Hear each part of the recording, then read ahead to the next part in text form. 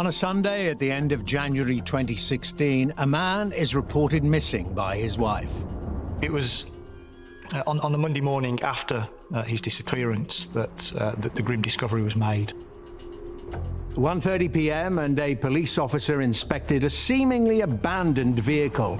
In the back of the vehicle, stuffed into a large cardboard box, a body.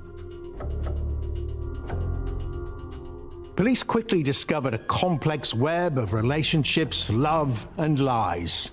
When you hear of a second relationship or a third relationship or within a marriage, I would consider it as a red flag, something that needs closer attention. Looking from the outside in, this appears to be very complex, very muddy, and distinctly unconventional. She wanted him, and I think the position was, ultimately, if I can't have him, nobody's going to have him. I'm Dermot Murnaghan, and this is Killer Britain.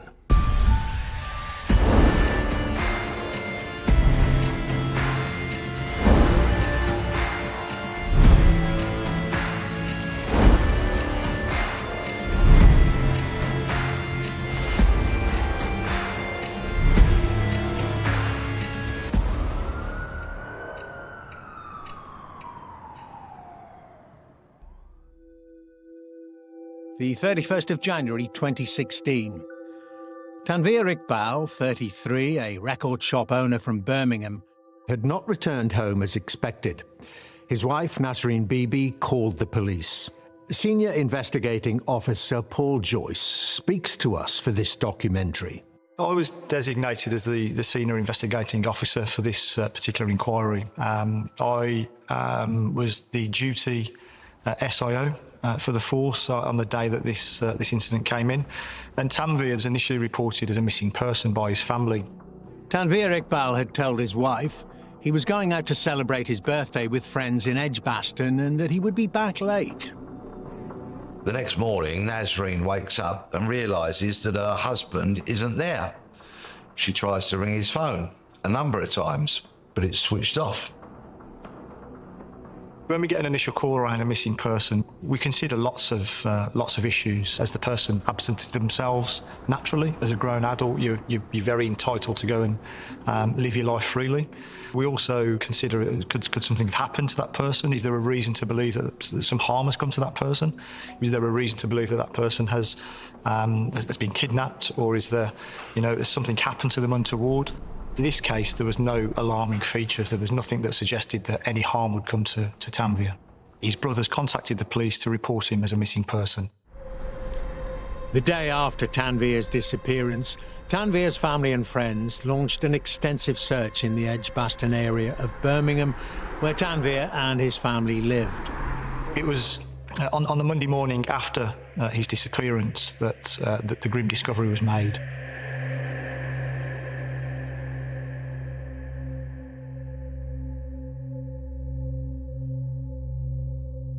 Tanveer's Renault Clio was spotted by a friend of the family on Portland Road, and Tanveer's brothers were alerted and they contacted the police. Then at 1:30 p.m, police found the vehicle and it appeared to be abandoned. The vehicle had been left unlocked. That was found not too far away from his home address. It was found parked on Portland Road, facing the wrong way. When the brothers alerted us to the car, they had a look inside the vehicle. Tanveer was found in a TV box where he'd been wrapped and prepared within the boot of his own car. The other remarkable feature was the driver's seat was really far forward to the steering wheel, really close to the steering wheel, indicating that whoever had disposed of the vehicle there was probably small or quite short in height. The initial fast-track actions in this investigation didn't really yield us very much at all. We'd got Tanveer in the boot of his own car, clearly deceased. He clearly couldn't have put himself in that position because of the position that the body was found in and the way it had been prepared. At Smethwick Police Station, investigating officers were beginning to look into Tanveer's known associates. Early on in any investigation, it's really important to know who's who. And the way that we get around that as investigators is we understand the family makeup for the deceased and for anybody that we've got any interest in to do with the inquiry.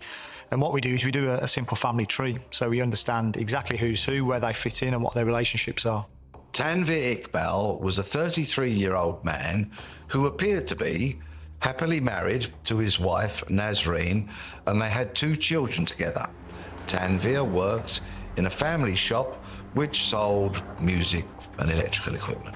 And he's quite a well-known figure in the music industry, both nationally and internationally.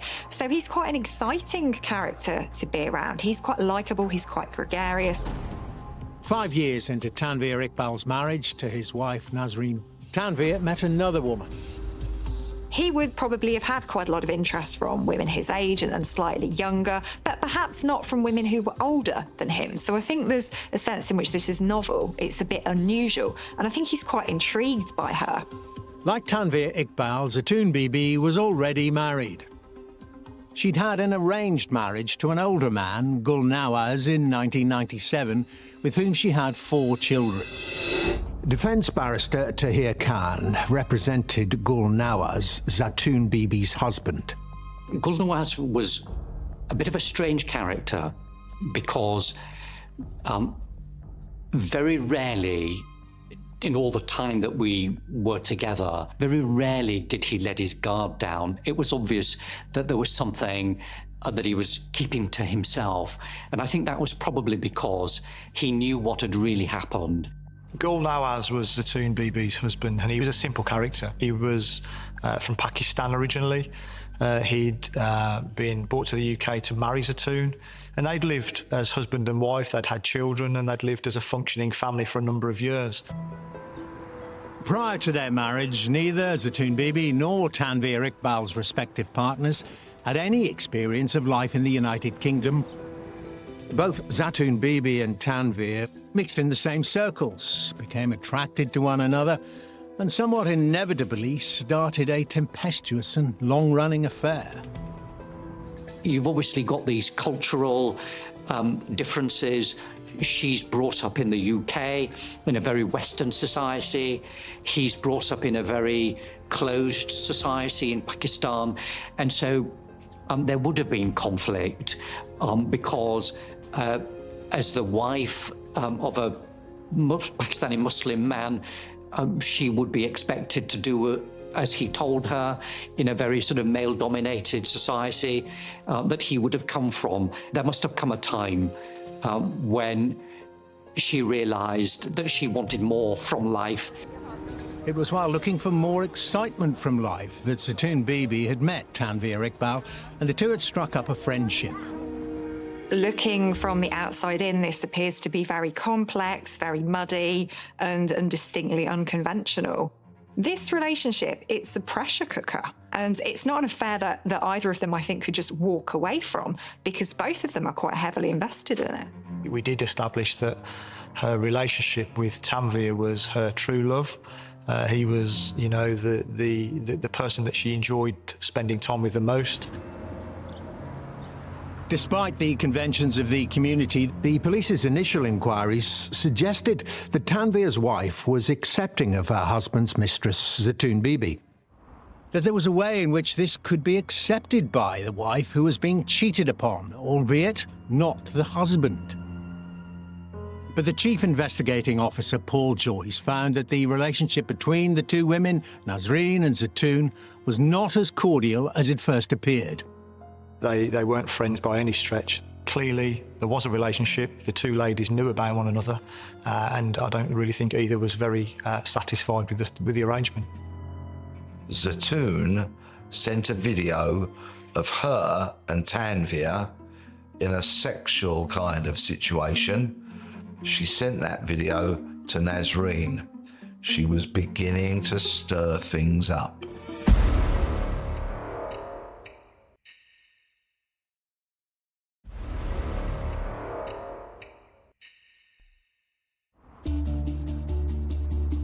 One week into the investigation of the death of Tanveer Iqbal, and investigating officer Paul Joyce and his team had discovered the victim was having an affair with Zatoun Bibi, and that Bibi had sent Tanveer's wife a sex video.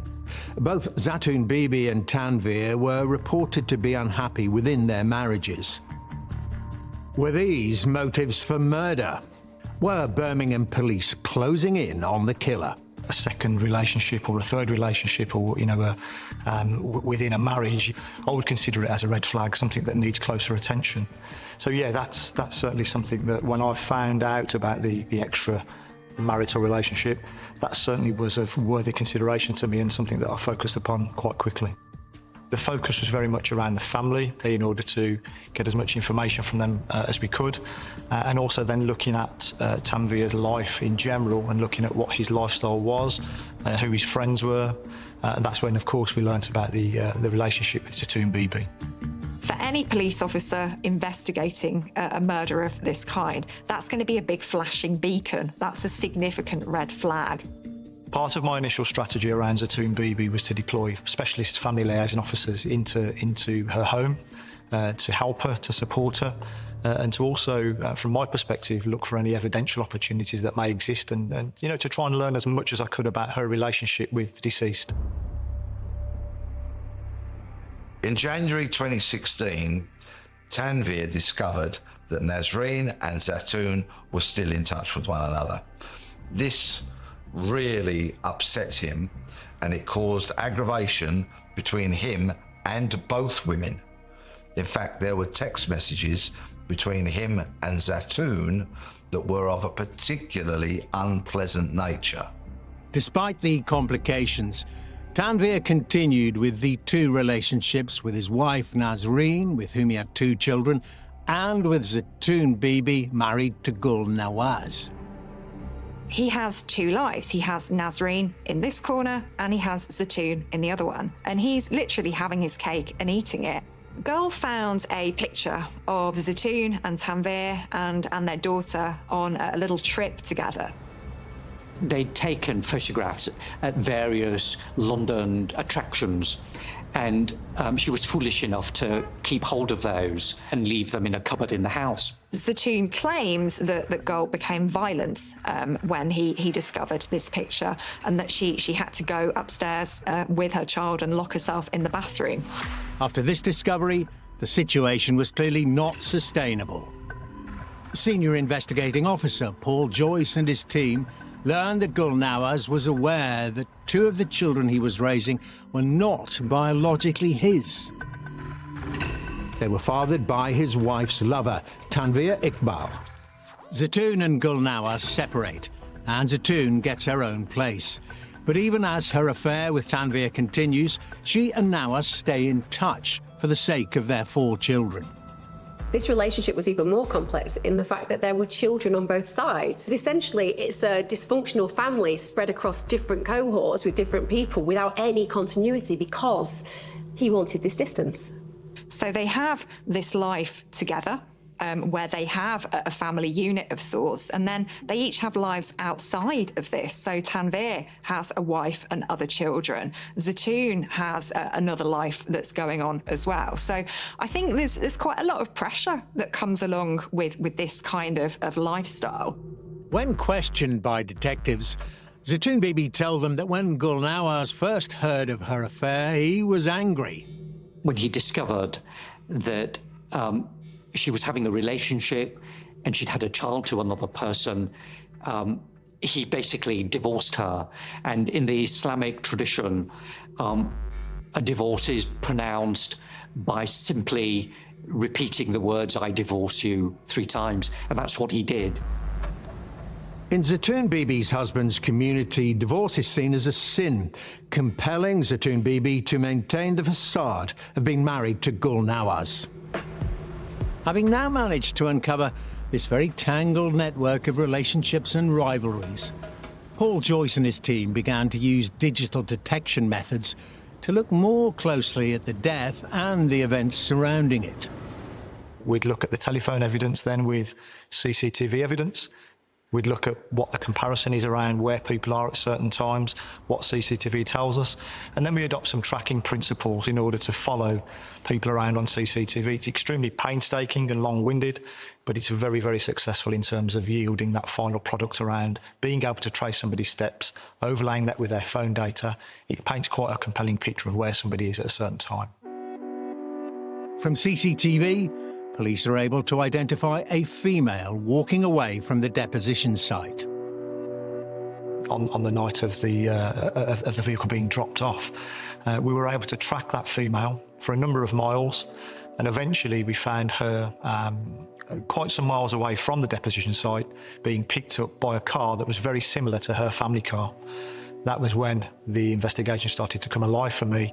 Modern murder investigations are often solved by a combination of forensic science, CCTV, and mobile phones. This case contained all of them. What the police did was they matched a lot of the mobile telephone movements with the CCTV movements of the vehicles. They were building an enormously strong case. The examination of this digital evidence revealed sightings of a woman near the location where Tanveer's body was found. Phone records indicated that Zatoun Bibi was in the area at the same time. Zatoun Bibi never jumped out as a suspect immediately to me as the lead investigator on this case. And it was only as we sort of edged into the investigation a number of days in where my mind was sort of focused upon Zatoun and her sort of lack of cooperation with the inquiry. But of course, that can always be confused as grief or as sorrow. So it was definitely something that was, she was of a concern to me. And my other concern was yielding any forensic opportunities in terms of CCTV and anything that may come from the packaging that was around the deceased at the time. So she became a focus quite soon on in the investigation. On the 8th of February, a week after Tanveer's body was found, Zatoun Bibi was brought into Birmingham Police Station for questioning. She didn't really cooperate very much with the officers and really failed and refused to answer any of the questions. My kind of natural senses were telling me that she had more to do with this than was initially evident. Professor Elizabeth Yardley is a criminologist who has studied the case. She believes the pivotal moment in this intricate relationship network occurred when Tanveer Iqbal decided to end his double life. Months before his murder, he told Zatoun Bibi that he wanted to end their relationship. Zatoun realises that she has only ever been the side course. Nazreen is the main course, and this realisation would be really devastating for her. This is somebody whose worth is premised on her relationship with this man, and he's decided that when it's come to take it or leave it, he's just going to leave it. Tanveer breaks off the relationship. Now, this is a relationship where a child's involved, it's been long-term, she's had involvement in his wider world. This would be really painful and really problematic for her because suddenly she's left on her own, and it gives her a really clear message that she was only an appendage. She wasn't really that important.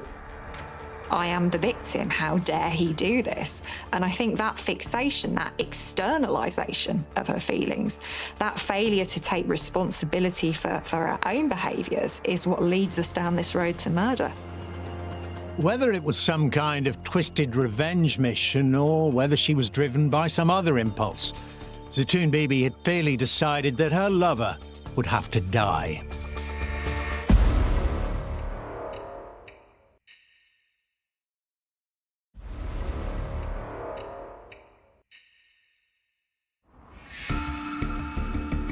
When questioned about the murder of her longtime lover, Tanveer Iqbal, on the 31st of January 2016, Zatoun Bibi had refused to cooperate with police. This meant that they had to explore other lines of inquiry. Paul Joyce, senior investigating officer on the case, and his team reviewed surveillance footage near Zatoun Bibi's residence. CCTV there of Tanveer entering that address. And a couple of hours later, you see his vehicle reversed to the front door of that address, being driven by Zatoun Bibi. And then you see a large object being loaded into the boot. And then you've got the boot being closed by Zatoun. And then the vehicle is driven off, followed by her family vehicle, and who we believed at the time was her son and her husband. Peter Blexley has studied the forensic evidence gathered by Paul Joyce and his team, which would form the basis for the prosecution of Zatoun Bibi and her husband, Gul Nawaz. Despite their estrangement over Zatoun's affair with Tanveer, It becomes clear that Gul Nawaz is only too happy to do his wife's bidding in the murder of Tanveer Iqbal. In addition, he would bring along their son, Kashim, just 15 years old at the time, to help out. On the 31st of January, Tanveer spends the morning at home with his wife, Nazreen, before telling her he's going to work. Rather unusually, he also told her that after work, he was going to go and see Zatoon and then go out with some friends. Nasreen bid her husband farewell. She was unaware that it was for the last time. Phone records revealed that Tanveer had been responding to a text invitation from his lover, Zatoon Bibi. She came up with a plan, which was to lure Tanveer to the house. And given that it was his birthday on the 30th, she contacted Tanveer and said, look, we haven't celebrated your birthday, and your two children, they want you to have a birthday cake, and will you come to my house? The two younger children obviously weren't there at all. It was just a ruse to get Tanveer, to come. And so they get to the house, and shortly after, Tanveer arrives.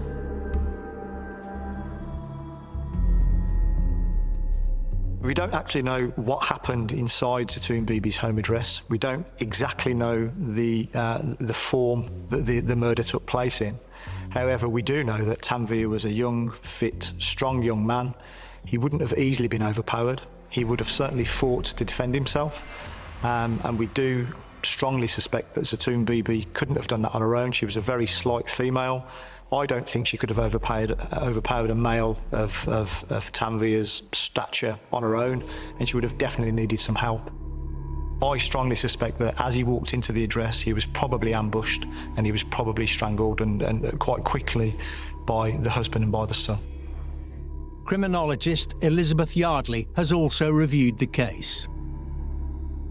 Tanveer was strangled. That was the method that was used in his murder. And when we look at that particular method, it's a way of watching the life drain from somebody. So people who use that method in killing their victims are people who enjoy those feelings of power and control and being the person who is in charge of whether this person gets to live or die. So it's very meaningful. It's very significant as a method. The post-mortem on Tanveer's body reveals that he died because of ligature compression to the neck. In other words, he's been strangled. There are other injuries on his body, and the pathologist concludes that this could not have been a crime committed by a petite woman on her own. Having choked the life out of Tanveer, it was then a matter of getting rid of the body. They managed to somehow squeeze him into a large cardboard box in which a new TV set had been delivered, before father and son carried it to the car in which Tanveer had arrived. This footage demonstrated that whilst Gul Nawaz and their teenage son departed in the family car, Zatoon Bibi drove Tanveer's Renault Clio to the nearby district of Edgbaston. She parked the car up on a residential street in Birmingham. The body was actually not visible because it was in a cardboard box. And so anybody coming past the vehicle would see, it was one of those hatchback vehicles. And so they'd see what looked like a cardboard box in the back of a car. The family knew that they would need an alibi, so concocted a story to say that they'd all been at home enjoying a pizza together and that Tanveer had called round and then left for his party. The CCTV footage, however, told a very different story. It clearly showed a woman walking away from Tanveer's dumped car. She left the car on the street and then went off, called Gul Nawaz to come and pick her up. This moment was also captured on CCTV. Senior investigator Paul Joyce's investigation began to close in on Zatoon Bibi and her family. It was always in the front of my mind that this was potentially a family affair. For a case like this to go to court, there must be sufficient evidence. The police need to pass all evidence to the Crown Prosecution Service, the CPS, and detail the circumstances surrounding the offence. Specially trained lawyers at the CPS will review all of the evidence. They'll then decide whether there's enough evidence to proceed to a trial. Paul Joyce needed enough evidence to be sure of a prosecution of Zatoun Bibi, her husband Gulnawaz, and their teenage son Kashim. You know, we start to build a compelling evidential case against Zatoun, but of course, she was only a very slight lady. She couldn't have done this on her own, and from the very early stages, to me, it was obvious that somebody must have helped her. For example, a very small female couldn't pick up a 13-stone male, couldn't probably overpower a young, fit, healthy male on her own. Their story unravelled when the police uncovered evidence of their movements. Mobile phone cell site data tracked their locations, and CCTV near the house where Tanveer was killed confirmed that all three arrived together, with Zatoun identified as the driver of the car. We're able to show telecommunications between the three of them. We're able to show the locations where they were at the time that they were sending messages and making calls. And again, we were able to show the movements of those individuals in their vehicles that correlated quite happily with the cell site data. The police have absolutely loads of evidence. You know, there is CCTV footage, there are phone mast signals. So this is not a murder that has been carried out effectively, efficiently, or without leading back to those perpetrators. Police were piecing together the final moments of Tanveer Iqbal's life. They were able to locate more CCTV footage. The CCTV strategy as well was widened out to local sort of stores, local department stores, shops, etc. in the local area. We actually had CCTV imagery of Gulnawaz buying some cleaning products in a local Poundland store. We were able to show that he was buying things like cleaning products, bleach, rubber gloves, all this kind of thing that was potentially used in the commission of the act of killing Tanveer. We see CCTV of Gul in a local store buying cleaning products. So he is very much the visible face of this murder. He is the one that people are seeing on CCTV. And I think Zatoun was very deliberate in sending him out to pick up these things, because it looks like he is the killer. It looks like he's the one with the intention here. Alongside the CCTV footage and cell site evidence, the police discovered DNA on the tape purchased by Gulnawaz. This tape had been used to seal the box where Tanveer's body was concealed. The forensic scientists start to do their thing. They examine the gaffer tape on the box in which Tanveer's body was found. From that gaffer tape, they find two full DNA profiles. One is that of Gul, Zatoun's husband, and the other one belongs to Kashim, Zatoun's son. This is very much about what these two people did together in collusion with each other. And it really was the coming together of two very dark forces. I think the main mistakes made by Zatoun Bibi with this investigation was much of her activity was captured on CCTV. So there was a lot of naivety around where she did certain things and when she did them. And clearly her build, her stature, really sort of gave her away in terms of us being able to track her. So that was the first mistake. The second mistake was the discipline around the use of telecommunications devices. There were mistakes made there around communication and contact. And that was clearly another main area for us to focus upon. At this stage, Paul Joyce's investigation led him to believe the possible motive for murder appeared to be the affair and later closeness between Zatoun Bibi and Tanveer Iqbal. At 8:55 p.m., 8 days after the murder, Gulnawaz was arrested for murder and was taken to Smethwick police station. The following day, Gulnawaz was questioned. Gul was arrested and told police, he knew all about Zatoun and Tanveer's relationship, but that he didn't have a problem with either of them. He said he couldn't remember what he was doing on the day of the murder, but that he was probably at home with the children. Zatoun Bibi was arrested at the same time as her husband. She, of course, was the main suspect the police were focusing on. But rather than give anything away, she claimed she was feeling unwell and wouldn't therefore be able to answer the police's questions. Before interview, Zatoun is actually examined by both a medical practitioner and by a mental health practitioner, and both of them come to the same conclusion that she is fit to be interviewed. Yet, during the interview, she appears very drowsy and sleepy, and it's something that is so confusing for them that they have to stop the interview fully. She will be thinking to herself, how do I delay this? What kind of a tactic can I use? Regardless, the forensic and CCTV evidence was more than sufficient to bring all three of them to trial.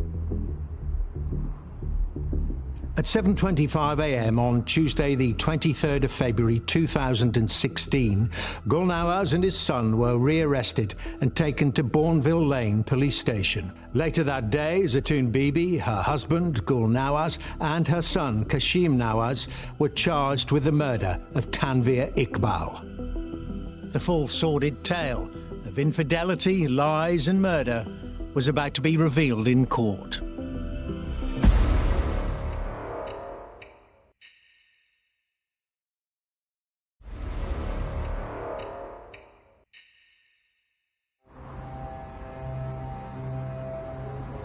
On Tuesday, the 23rd of February 2016, Birmingham police arrested three members of the Nawaz family, Zatoun Bibi, Gul Nawaz and their teenage son, Kashim, for the murder of 33-year-old Tanveer Iqbal.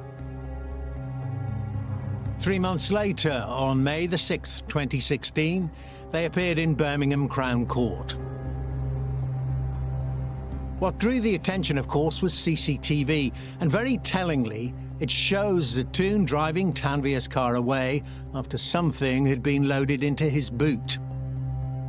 The footage showed clearly that it was something very heavy, as it took both Gul and his teenage son to lift the box containing Tanveer's body. It's certainly my view that Zatoun Bibi was behind the planning and the execution of this particular crime. It's certainly my view that she was the organiser. She was able to enlist the support of her family, of her husband, her son, in order to lure Tanveer to his death, then kill him in a cold-blooded fashion. Defence barrister Tahir Khan represented Gul Nawaz in the case. Whilst all three of them were, as it were, awaiting trial, she in prison, Kashim in a children's secure unit, there was a huge amount of telephone traffic passing between Zatoun and Kashim, in which what she was doing was trying to persuade her son to blame his father, Gul Nawaz, for having carried out the killing of Tanveer. Whilst awaiting trial in prison, Zatoun Bibi attempted to avoid responsibility for Tanveer's murder. Whilst Zatoun is incarcerated, she basically calls Kashim regularly. Now, the phone calls, when you're in that situation, are recorded, and she essentially constructs the story that they both have to share, and that this is the truth. Whenever he starts to talk about things that become uncomfortable, she starts to speak loudly over him. So she's completely aware that she has to formulate a story that they can share that is essentially going to hoodwink the police into believing they're innocent and in selling Gul down the river. What you see in the calls, the recorded calls from the prison and the transcripts that were used at the trial, is Kashim saying, "I'm not going to do it." But he was slowly worn down by his mother, manipulating him, emotionally blackmailing him, saying, "There is a way for you and me to avoid being convicted of murder. Do you want to be convicted of murder? If we stick together and we tell this story, your father will go to prison, but not you or me." Kashim found himself torn between his parents. drawn into the situation by his mother's persuasion. He'd been manipulated and fed a stream of lies in order to get him on board. Now she was attempting to manipulate him into blaming the entire despicable crime on his father. On the 15th of August, Zatoun Bibi, Gul Nawaz, as well as their 16-year-old son, Kashim Nawaz, stood trial for murder. But Kashim failed to respond to his mother's entreaties to support her testimony that it was Gul Nawaz who had masterminded the murder, and instead sat silently in the dock whilst his mother and father tried to tear each other apart. We found ourselves in a situation with this particular group of people where they wanted to just blame each other. So during the trial process, there was never any responsibility taken by any one individual. On the second day of the trial, Zatoun Bibi entered the witness box to give evidence. Zatoun claimed she was being stitched up. She said that she was an innocent victim of an abusive husband, but her testimony fell on deaf ears. Not surprisingly, the jury did not believe Zatoun Bibi's account of what had actually happened. She demonstrated herself to be an inveterate liar. All of the phone traffic between her and Tanveer during the course of that relationship indicated that she was a manipulative, scheming woman. She was just not a credible witness. The evidence presented included mobile phone calls, DNA, and the CCTV. After a 6-week trial, Zatoun Bibi was found guilty of murder.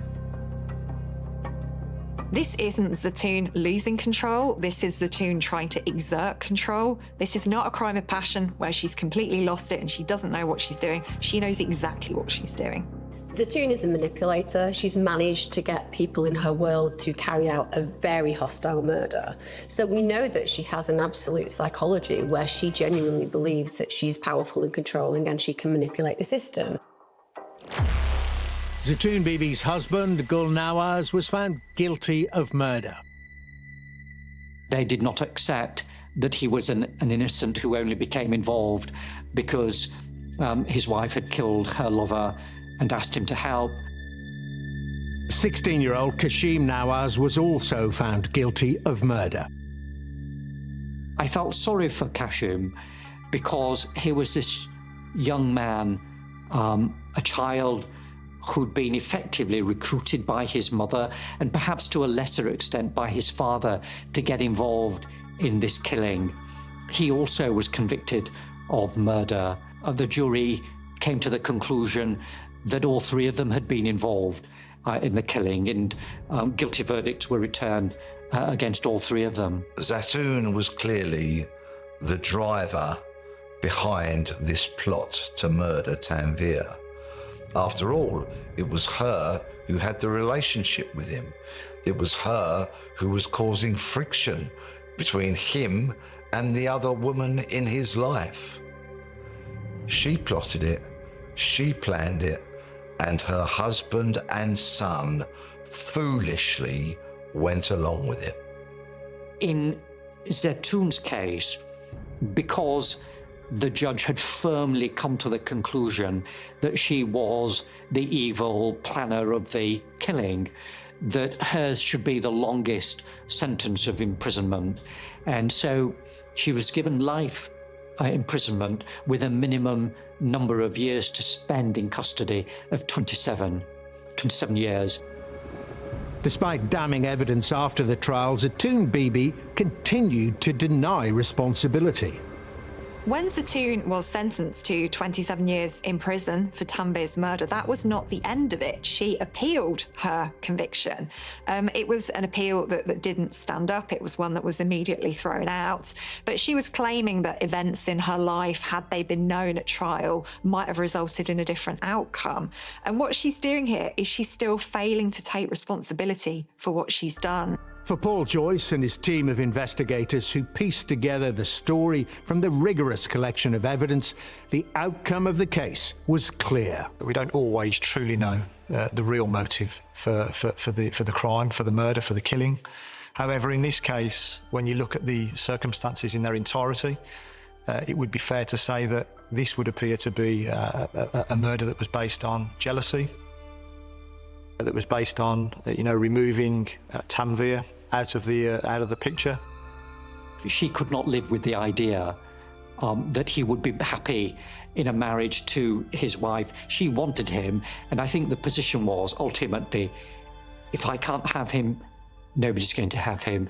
And that, I think, was ultimately the reason why she took that extreme step of having him killed. Many people will have those revenge fantasies, but very few people will carry them out because they have those barriers, those ethical and those moral barriers that prevent them from physically harming other people. So the fact that Zatoun has seen this through is very revealing about the kind of personality that she has. So she doesn't feel remorse, she doesn't feel empathy for other people. The fact that she's got her family involved in this is incredibly telling about this individual.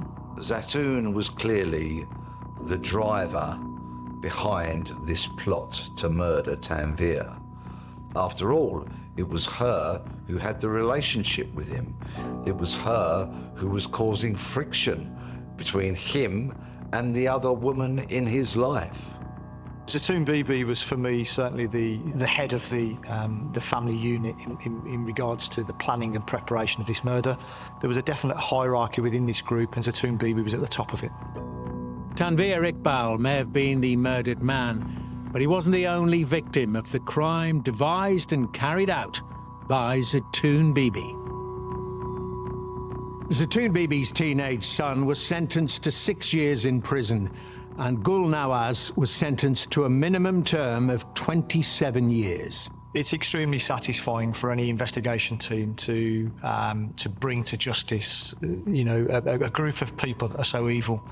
Thankfully for us, and through the dedication and the hard work of the investigation team, we were able to unpick that plan and then take ourselves to that ultimate place to give that ultimate some kind of satisfaction or little bit of something back to the family to help them and to satisfy their grief in such a terrible time. This case began with a missing person and her body located in a cardboard box, and ended with 2 parents and a son being convicted of murder. A complex set of relationships where jealousy and anger ultimately led to the downfall of this family.